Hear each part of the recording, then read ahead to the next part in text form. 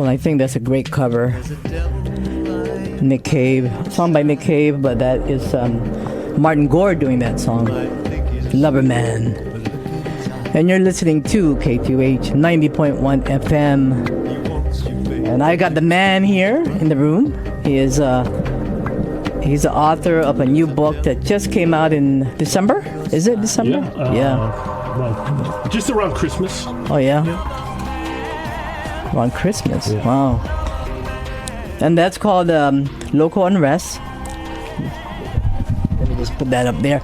It's called Local Unrest. It's a new book that came out about the true story of the birth and rise of the Hawaiian punk, indie, and underground rock scene in Hawaii, which we needed a book like this. Really Everybody says that, yeah. Yeah, we really, really did. Everybody's been talking about it, right? But nobody actually went out and said, you know what, let's do this. So about 5 years ago, I said, you know what, let me try. Let me start. I'm curious, Yeah, about the history. Yeah, that was what I was going to ask you, Sean. Like, what made you want to do something like this? Because there's a lot of details, there's a lot of research you got to do. You got to look for people. Some people are gone. Yeah. They passed away, and some people are no longer in the island. Correct. Well, I just had this insatiable curiosity, right? I just needed to know, how did the scene start? Who were like the forefathers? Who started it? What were their stories?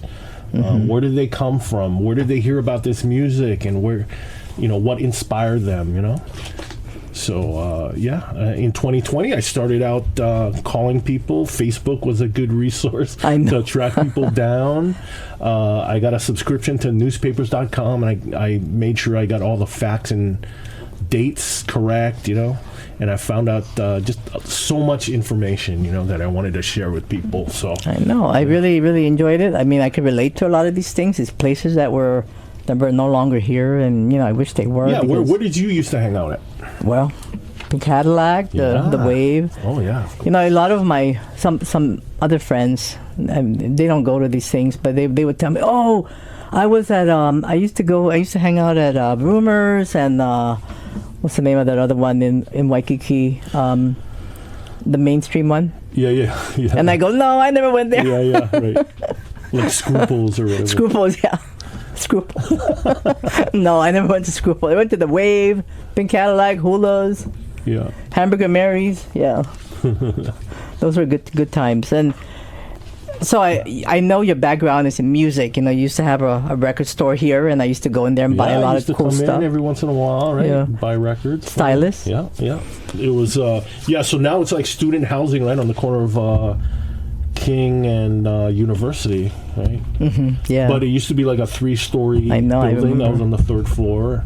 That was like 2005 to 2011. So yeah, I've always tried to, stay involved in music wherever possible.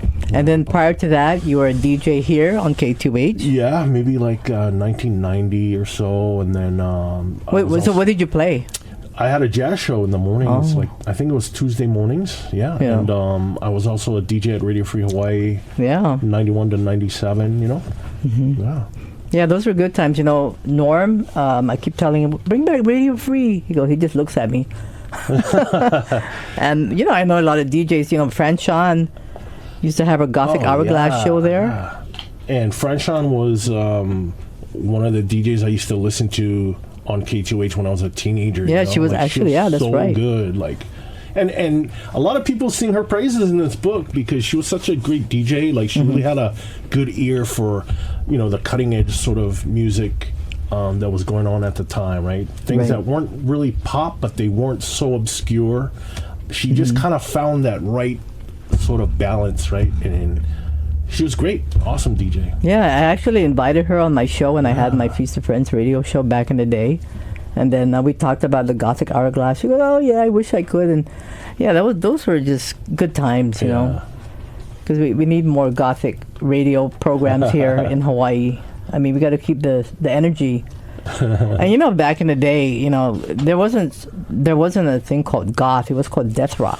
Yeah, back in the day. Nobody started calling it goth until maybe the 90s. I mean, some people would use the term gothic rock or in the 80s, but yeah, mainly, at least in America, it was like death rock, right? You were a death rocker.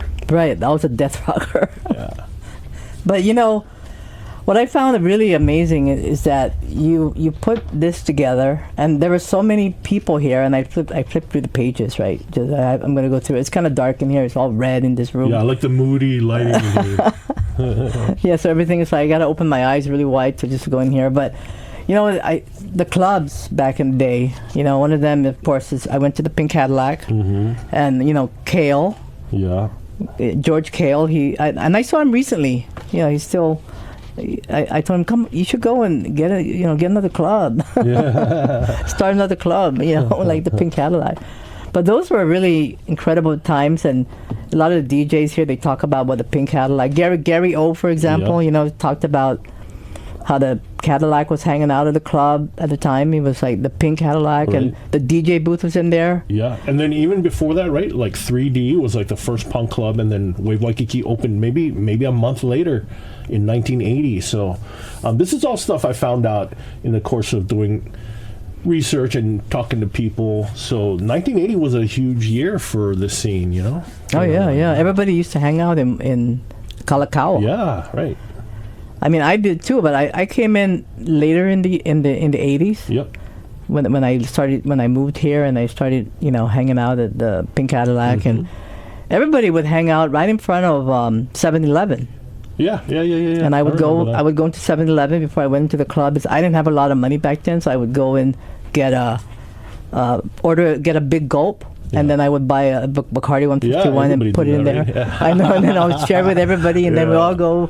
Then we'll get really smashed. By the time we got up there, we were really drunk, and then we didn't have to buy anything. We just went up there. Yeah, that was like a major hangout, right, in the 80s. Right everybody. Yeah, because Pink Cadillac was right there, Wave Waikiki right across the street, and then, you know, there were some other clubs like Phase and Masquerade and Limelight, which didn't stay open very long, but maybe that's where 6 months or something. Right, and then all these. I remember seeing like some of the. I mean, there was a lot of people that you meet, and they had the hair, and you know you could tell. Oh, that's, you know, Chris Owen used to hang out there, and he had the coolest hair. That's where I first remember seeing him inside Limelight. Yeah, sometimes you see people on the street, you're like, those are the people I want to kind of hang out with, you know? Like, I know, right? To be cool. And you see the skinheads with their Doc Marten and their bomber jacket. Yeah. And then, you know, and I had my hair up. You know, I used to put my hair up all the time. You know. What did you use in your hair to get it to stand So up? I use Nox gelatin. Okay.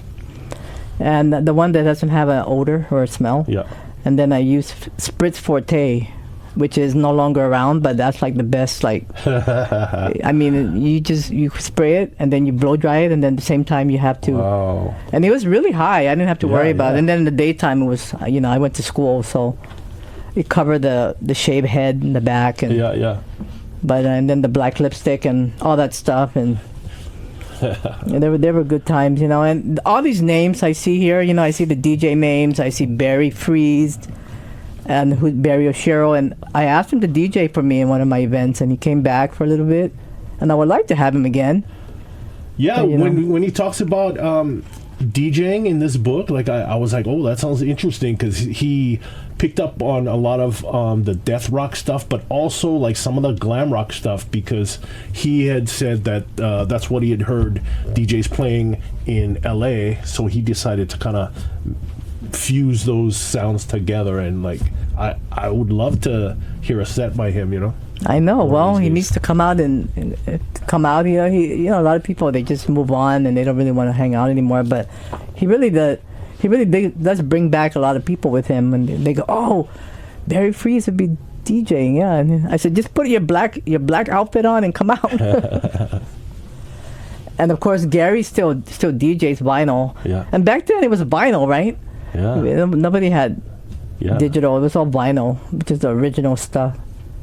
Yeah, if you had CDs in the mid-'80s, I mean, you were pretty fancy. Yeah, that's true.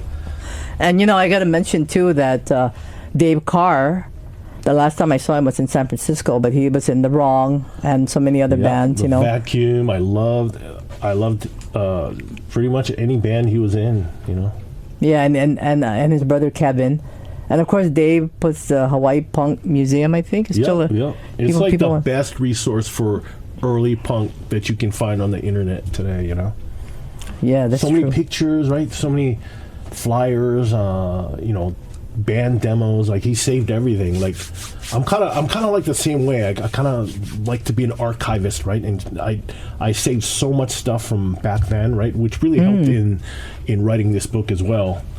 You know, a lot of old magazines, you know, local magazines and newspapers and fanzines and photos, you know, stuff like that. Yeah, it really came in handy. Like, I'm glad I didn't listen to my mom and threw them all out, you know? Yeah, me too. I mean, I keep as much as books, like, you know, books and records. You know, you never throw your vinyl away. I mean, we got a whole vinyl here in KTUH, you know, like in our vinyl vault. Yeah. And of course, you know, there's a big shout out here to KTUH, right? Oh I mean, there's KTUH a whole chapter in KTUH. I know, it's so special. There were so many people in here that was a part of Scott McKenzie. Yeah, he DJs here. Like, he does like Halloween. I think he does like not all the time, but he does come for sure on Halloween. Oh, cool. He does a Halloween show here. Yeah, it's so cool that so many people came through KTUH, you know what I mean? Like, it was really a centerpiece of the scene, I think, for a while. And it was unfortunate that back in the day, it was hard to catch, right? Like, I know when I caught it, it was completely by accident. Its signal wasn't what it is today. You know, now you can catch KTUH all around the island pretty much, but back in the day, like, it was hard to catch KTUH, you know? Yeah, it was really, through the years it improved. Yeah. And now it can be heard, like, all over the place. Yeah. We have it online as well. Technically, right? If you get on the internet, you can listen to it. Yeah, KTUH.org. Yep. And there's so much bands in here. I got to talk about the Dam Builders and all. So I did interview Dave Derby. Yeah. Dave Derby is in another band, like a more current. Yeah. He lives in, I believe, New York. New York, yeah. Yeah, so I have an interview with him, and we talked about the Dam Builders for a little bit. Yeah. And he's still making music. He's still doing well. Yep. And I did an interview. We talked about that, and I'm so glad that, you know, I mean, he's still connected. I go, do you come to Hawaii? He goes, yeah, I come here every once in a while. You know, he still comes. I just saw him when he visited a couple weeks ago, and he's coming back again in another week or two, you know? Oh. Yeah. So how did you select the people that actually are in this book? Because there's so many of them. I know it took... yeah, I mean, I have a timeline in my head of what kind of happened in the scene, but I wasn't able, obviously, to include every single band and every single person in the scene, obviously. I know, there's so many people. Yeah, there's so many people that came and went throughout the years, right? And the book is already at 420 pages, and it only goes up to about the year 2000, you know? So, yeah, I did get a lot of people, but there's still so many more that were involved over the years, you know, so... Yeah, and one of them is he's actually tuned in right now. Lloyd. Oh yeah, he's in the book. Yeah, he's in the book. Yeah, he actually played in music too. Yeah, and he lives in San Francisco, and I see him every time I go back. And he's still the same, you know, still that funny guy. You know, he likes to dress up like he always has. And yeah, and it's that's good. You got him too. Yeah. Yeah, and one of and also Matt Grimm is in here. Oh yeah, he's a big part of the club scene. Right? Oh yeah, very much so. He still comes around. I don't know. The last time I saw him, he went into acid wash. Oh, he just came in. Event? Yeah, he came in and he just went right in front of my DJ booth. He goes, "Hey, I go, what are you doing here? Oh, I'm just here for a little while. I just wanted to say hi." And then he left, and that was it. Right. But yeah, so he was here. I remember his brother back in the day, and yeah, he's still he was a promoter, a DJ. Yeah, he's a guy that just does it. You know what I mean? Like, a lot of people have great ideas, a lot of people have dreams, but he's a guy that makes it happen. He just does it, you know. So I admire him for that, you know. I know, and it's kind of funny, some of the stuff he was saying in here. Yeah. He's very honest too. He's very, you know, no filter basically. Yeah. And then we also got Jack Law, who owns Hulas and the Wave, and still doing really well. Jack, the Hulas. Yeah. But do you remember where it was back in the day? It was in Kuhio. Yeah, right under the across big from the tree. theater, right? Yeah. Under this big tree, and Hamburger Mary's was right next to it, and 80% Straight was on the second floor, and everybody worked there. So I would always go to 80% Straight and go, hey. Yeah, that was buy cards over there. Yeah, wasn't there a record store there too, right? The Beat, right? Yeah. Yeah, there's so many things. Yeah. Everybody seemed to have gone like there's a. So you went to one club first, and then you always the Wave was always the last club because they stayed open late. Yeah, till 4, right? Yeah.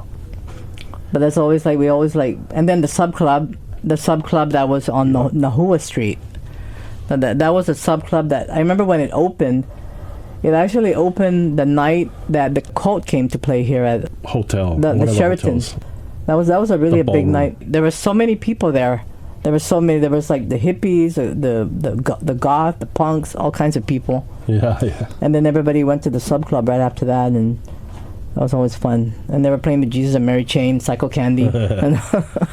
Well, you were asking like how did I choose the people, right, that were involved in the book? And I mean, I think for some of them, like for example, Dam Builders and Port Dog Pondering, those were two bands that made it to major label status, right? They got signed by major labels, so I had to obviously include them in the book. I think people would be interested in their stories, from that era. So it was interesting too, moving forward to the 90s, I think that you got Romel, Raisin Black in here. Yeah. And Romel, he has played here many, many times. And, he's another guy that got signed to a label, right? Right, yeah. Comp International and, no, not Comp International. Cleopatra, right? Cleopatra Records, right. But did you know there was another band that started in Hawaii, and they became, they were in Comp International. I think Cleopatra took Soil and Eclipse. Oh, okay. Yeah, there were two military guys. I think they were military at the time. G.W. Childs and Jay Tai. They were part of. They were here during the same time as. In fact, Romel knows them. He remixed some of their music. Oh, okay. And so I was really happy to see Romel in here, and yeah, because that's your scene right there, That was my scene. Yeah, that's for sure. And I really found it interesting how you put that. All these places like the Dark Side, the Dark Side, which was it was around, and they had what is the name of that store that sold bondage, Submission, right? Submission, right? right. So it's all kind of tied in, right, in the '90s sort of goth scene. It sort of crosses over into body jewelry, body modification, body piercing.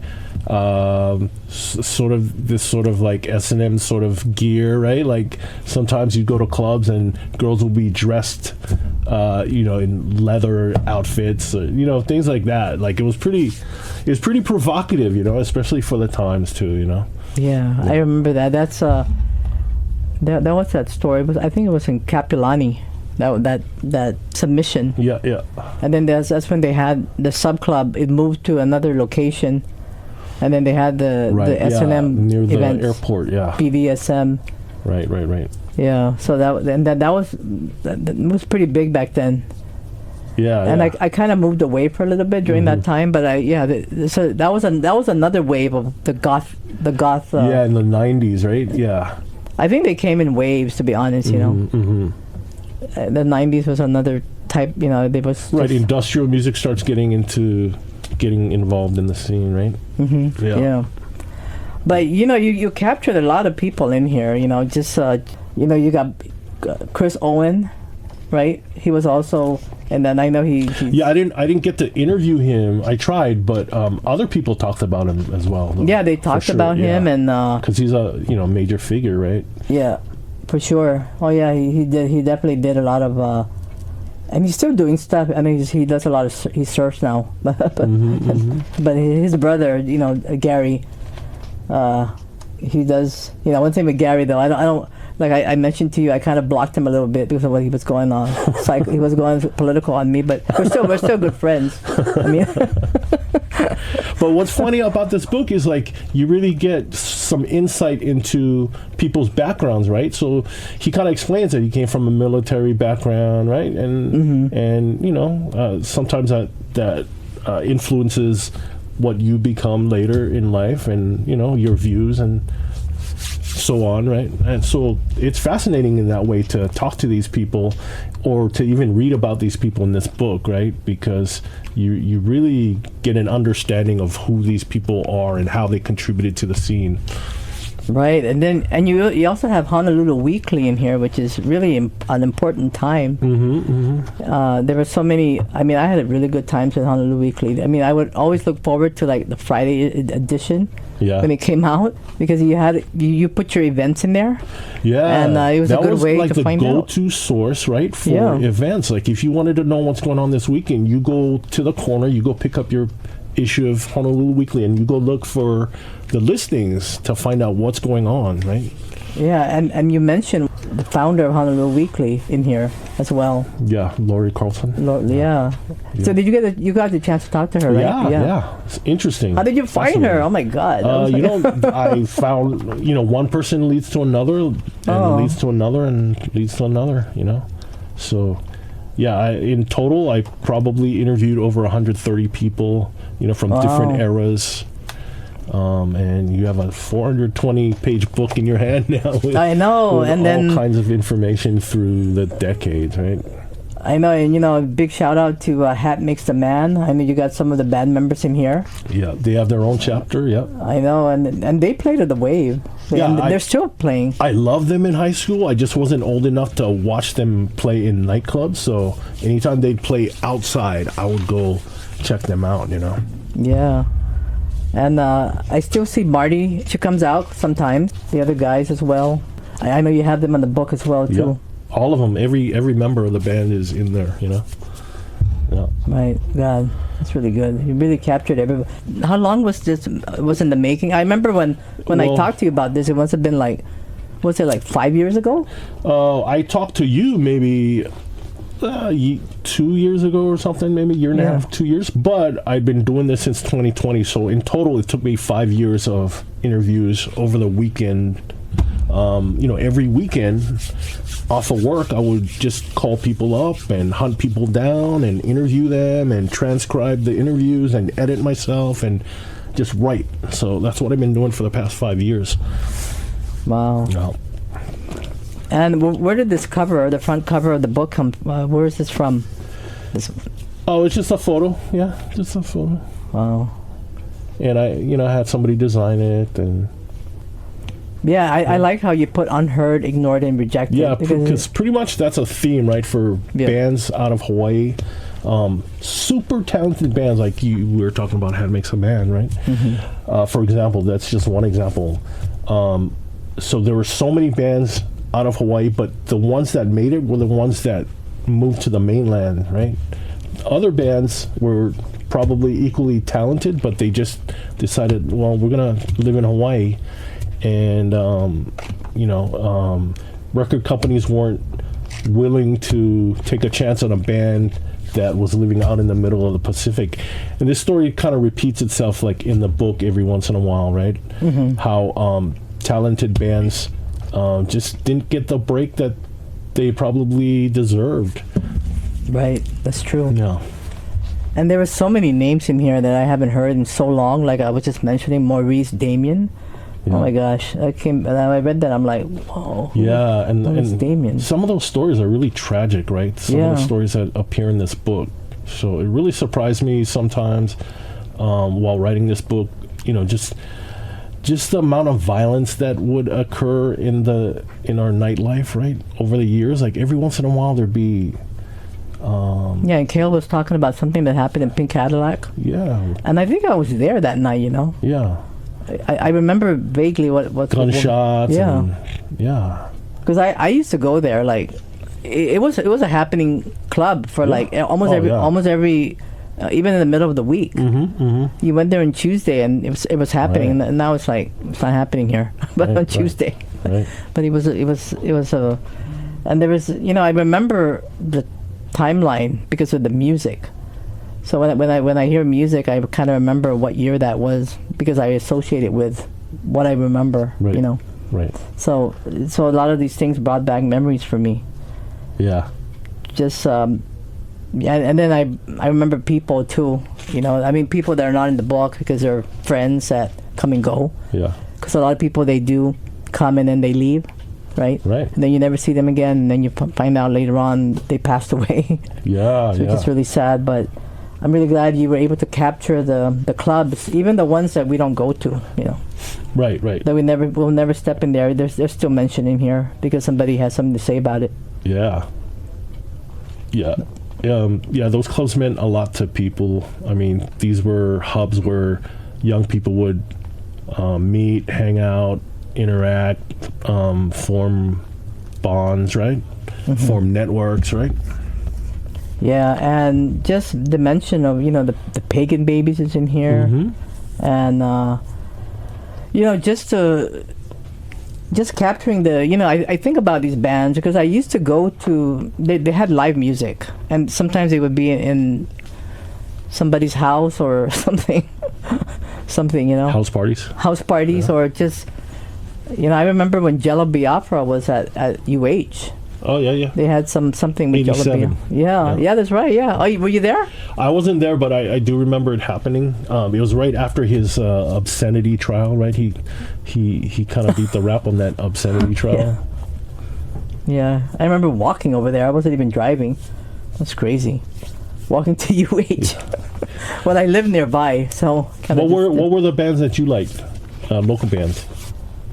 No, like the ones you mentioned. Yeah. I mean, you know, there was a lot of punk bands too. Mm-hmm, you know, mm-hmm. The Wrong. You know, but you know, I was different. I wasn't punk. I was really, you know, death rock. Yeah. So we there was more bands coming in. You know, there was, you know, they played live, right? Yeah. But I think a lot of them came in the 90s, you know, like Love and Rockets. Right. Love and Rockets played here. Yeah, in the 90s club. It kind of exploded. There were way more concerts in the 90s. Somehow it was easier to bring these bands in the 90s as opposed to the 80s. Yeah. And I think part of it is, you know, it was just part of, it was almost part of mainstream culture, right? This sort of alternative music. Was no longer underground anymore in the 90s, right? It was almost mainstream. Yeah, and then, you know, you talked about the whirling dervishes. Yeah, I remember that. Poi Dog Pondering, SRO, I remember that. Mm-hmm. Yeah, there were so many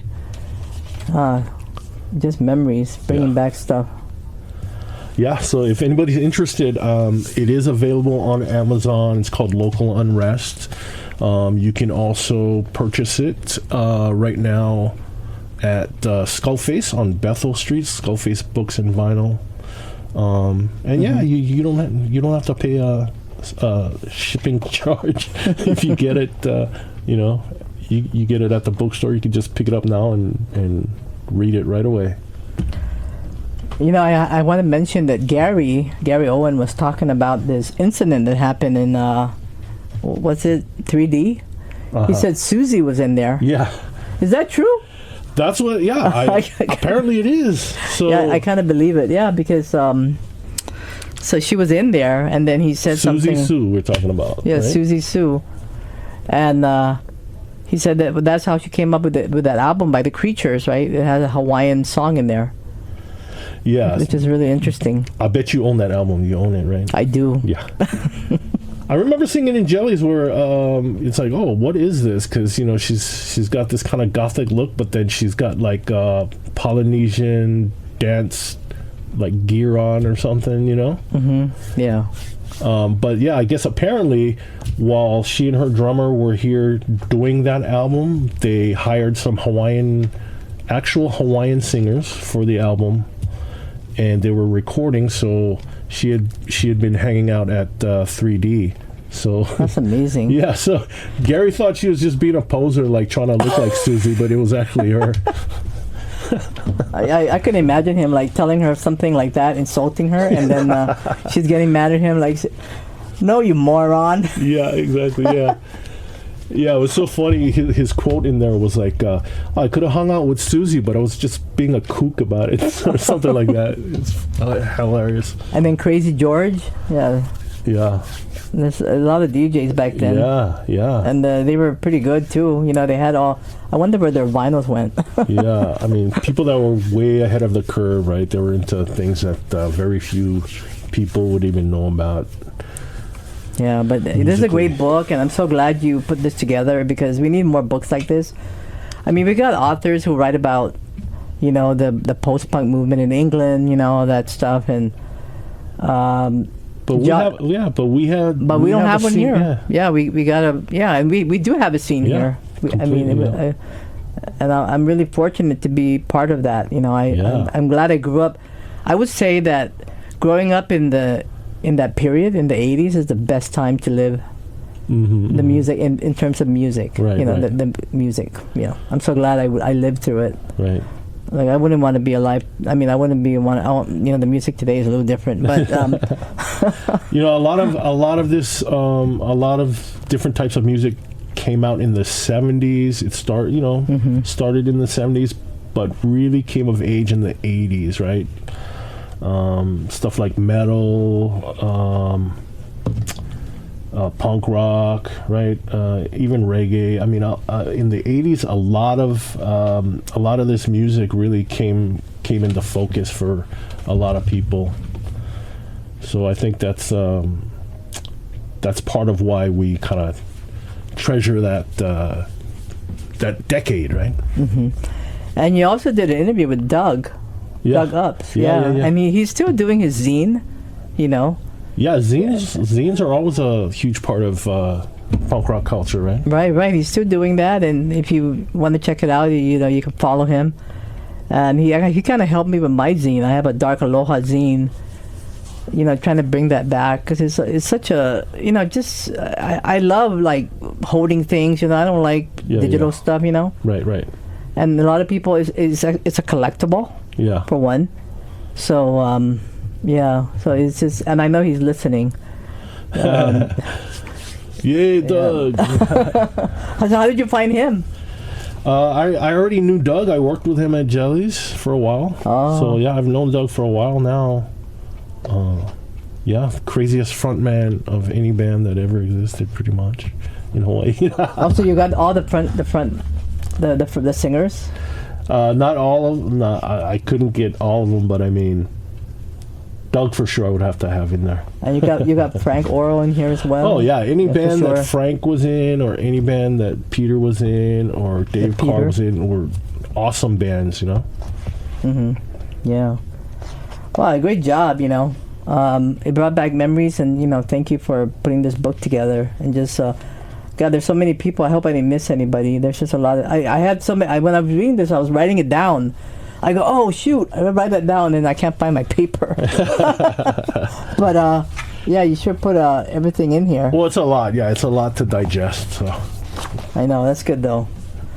And thank you for including me in the book. Oh yeah, you're great in this book. I got to talk about this that store that sold did the piercing for the ear. So my friend Tammy, she was I think her dad owns that, Tammy Okanogi, and I would go in there. The dark side you're talking about. The dark side, yeah. So I would go in there, and then she would say, "Oh, let me pierce your ears." I go, "Okay, sure." Then I would come back again, and she goes, "Oh, let me pierce your other ear." I go, "Okay, sure." Then I would go in there whenever I came in there, I would get my ears pierced. I had 10 here, sometimes 13 here, and the other ear. And I would go to sleep. It would be painful, right? But I never really thought how painful it was. And then the next day I would wake up and there was blood in my pillow because it was so painful. You might have had too many. That might have been too many for you. But I didn't care. Yeah. I never really realized how painful it was. Yeah, there was like these. Once in a while there'd be these cool stores, right? That would be kind of like magnets for people, you know, outside the mainstream. Dark Side was one of those stores, right? They had leather goods. They had, you know, like boots and crazy makeup and hair dye, you know, things like that really attract. Right. Yeah, for sure. Yeah. There was all these crazy things that back in the day, and that was located right on Pecoy next to the Jellies when Jellies was there at the time. Yeah. Now of course Right across it's the a building. street, yeah. Yeah, so glad you were able to capture the moment there with all the storyline. But yeah, so this book you can find it. You can find it on Amazon for sure. It's called Local Unrest. Local Unrest. It's been out for about a month now. Yeah. Mm-hmm. So, what's up for you in the future? Are you going to do another book, or what do you think? Yeah, maybe. I mean, I'm still trying to get this one noticed, right? I mean, the sales have been pretty good, and I've been really amazed and really like flattered by everyone's excitement over the book. You know, people really seem to love it, and I think it brings back a lot of memories for people. And it means a lot to people that lived through this era. And I think also it's kind of like an important historical kind of archive, right, for people in the scene even now who are too young to even remember the things that happened in this book. But it kind of gives them a foundation of, you know, where did our scene come from, right? Mm-hmm. How did it start? So one of my friends is asking, when is the movie coming out? Oh, yeah. Oh, wow. That's a good idea, actually. Yeah. Think about that. Who would play you? Who would you get to play you? If you could choose. Probably my nephew. Yeah.